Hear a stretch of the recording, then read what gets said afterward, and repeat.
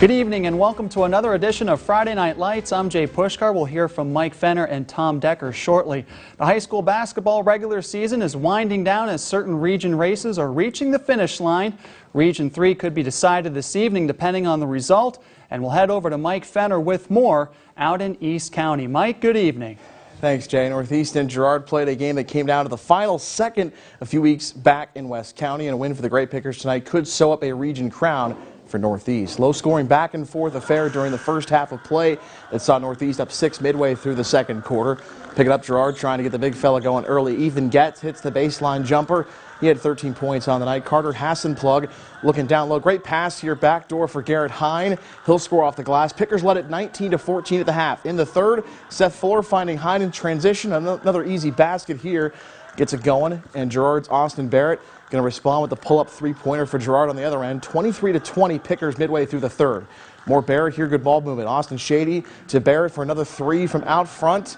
And then for Northeast, Cole Lanahan drives, kicks to Hassenplug. Extra pass finds Brandon Perez. He cans the wing three, nylon. He had 8.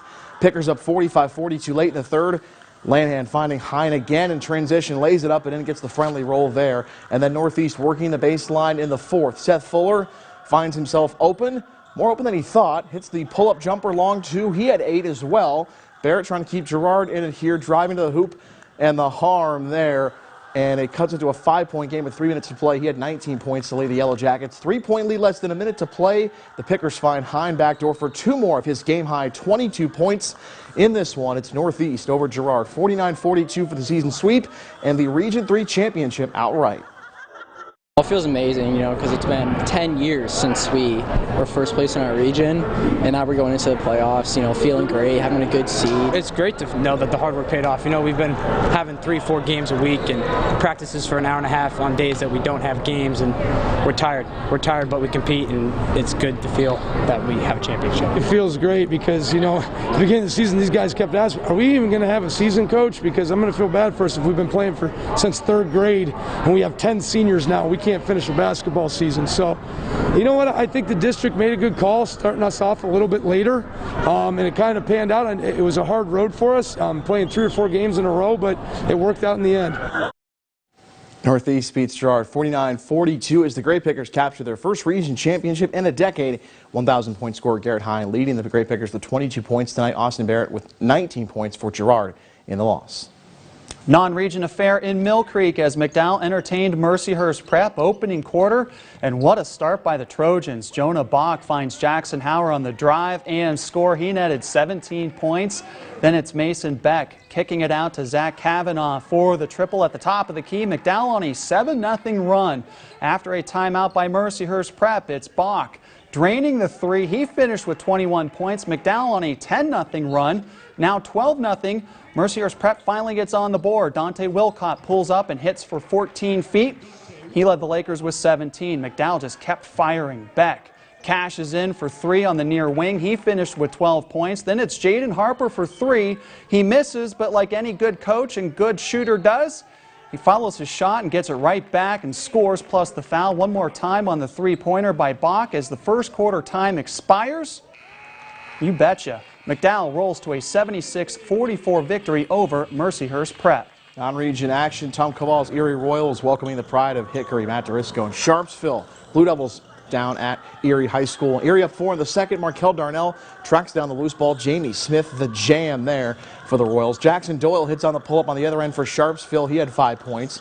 Off a Devils turnover, look out below. Marcel Banks, the uncontested two-handed slam there. Royals up 19-11. And then it's going to be another jam here. Jamie Smith with 2 more of his 10 points on the night on that dunk.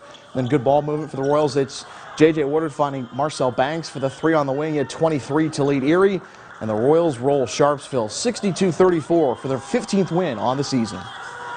Fairview entertaining Meadville, and we'll pick up the action in the first half as there was a moment of silence for Pat Flaherty's father, who passed away yesterday.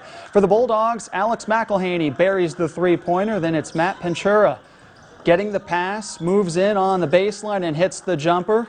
Fairview gets going, though, as Jeremy Frazeo puts it on the ground, drives hard to the basket and scores, plus the foul. More from the Tigers. This time, good defense leads to a transition opportunity. They eventually get the outlet pass to Logan Frizeo, and then he's going to go ahead and throw this sucker down. However, it's Meadville picking up the road victory, beating Fairview this evening, the final 55-48. Now it's time to head over to Crawford County and check in with our third member of our crew, Tom Decker. Tom, good evening. Thanks a lot, Jay. It was a big night in Cambridge Springs as the first-place Blue Devils were playing host to the second-place COCHRANTON Cardinals. A win by the Devils, that would make them the Region 2 outright champion. Pick things up in the third. Cambridge Springs leading 34-26, but COCHRANTON trying to come back. John Gallo forcing that turnover. That's Chase Miller out ahead of the pack, and he lays it in. Cardinals down 6, but back come the Blue Devils. Asa Henderson, wide open shot is off, but Nathan Held is there for the putback. Thank you very much. And more from the home team. Trent Wheeler, look at this ball fake. Fakes out the defender. Nice bucket there for him. Devils would increase that lead 37-31. Cardinals trying to keep it within striking distance. Jaden Walker knocks down the 3 from the corner to pull things back to within 4. Devils, though, they'd just be too much. Nathan Held knocks down another big shot. Cambridge Springs takes home the Region 2 title with the 50-39 win, and it was another physical matchup between these two rivals. A very physical game down there, and it was a physical game here. Both teams, I think, thrive off of that physicality of the game, and we just came out on top tonight. It was a really physical game, and we just had to limit the turnovers. We wanted the fouls going both ways, but they were fouling hard, we were fouling back. They were letting us push around, and we came out on top. So Cambridge Springs takes down COCHRANTON 50-39 for the Region 2 championship behind 19 points from Nathan Held and 16 from Hunter Spade. John Gallo led the way for COCHRANTON with 13.